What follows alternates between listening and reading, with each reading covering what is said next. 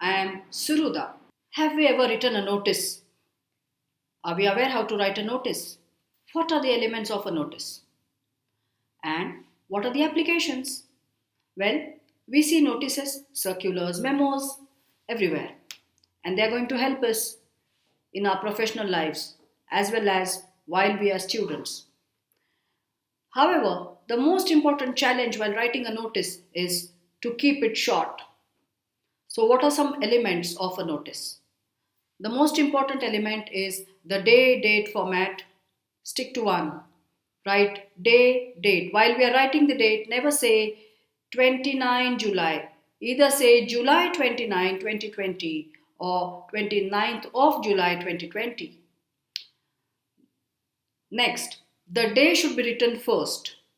Friday, July 29, 2020. Of course, the notice has to have a title. What is it about? Or you can just say notice. It should be addressed to someone. Sometimes it is not addressed to anyone specific. However, many times it has a specific addressed to person or group.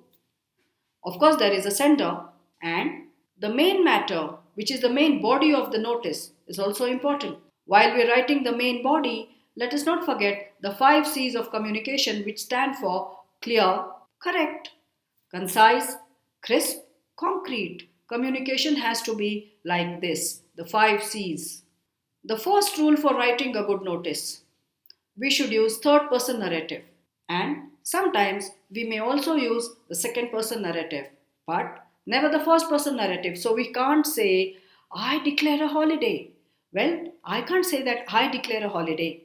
There is a holiday is correct. Of course, you can also say, please note that there is a holiday. This means you please note that there is a holiday.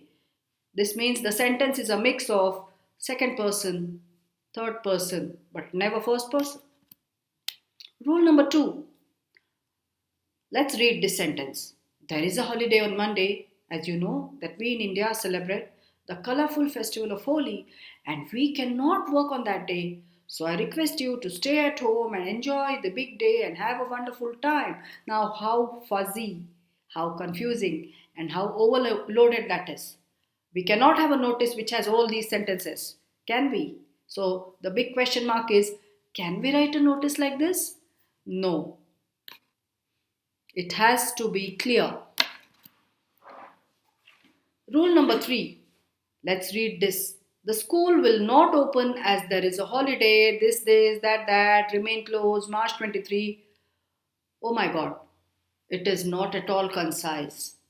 So the question is, can we write like this? Again, no, we cannot write like that. Rule number 4. Should have correct information. Let's look at this sentence. The school will not open as there is Holi on December 2, 2020. Well, friends, is there ever Holi celebrated in the month of December? Or either the occasion is wrong, or the date is wrong, or there's something really seriously wrong with this notice. So the question is, can we write incorrect information? No, the information has to be correct. The next rule is it should be really concrete. So we cannot write a sentence like this. The school will not open as there is Holi and this and that and this and that. No, we cannot write like that. Rule number 6. Dear parents and students and all concerned. Now can we write an address line like that? No, we cannot.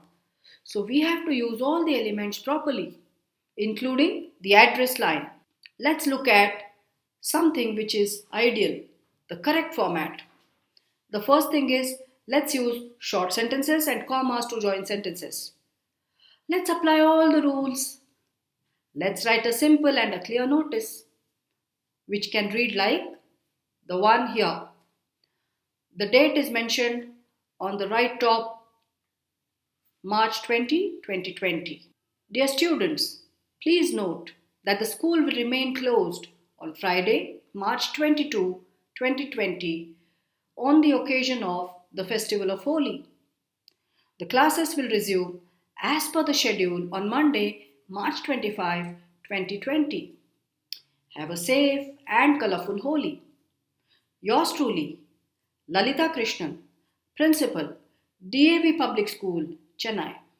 Friends, wasn't this an ideal way to express what was exactly needed? Plus, with a lot of use of commas. And it was so concise. Let's not forget, if we have to write a notice, let's write it like this with all the rules, all the elements, and the 5 C's of communication. Thank you.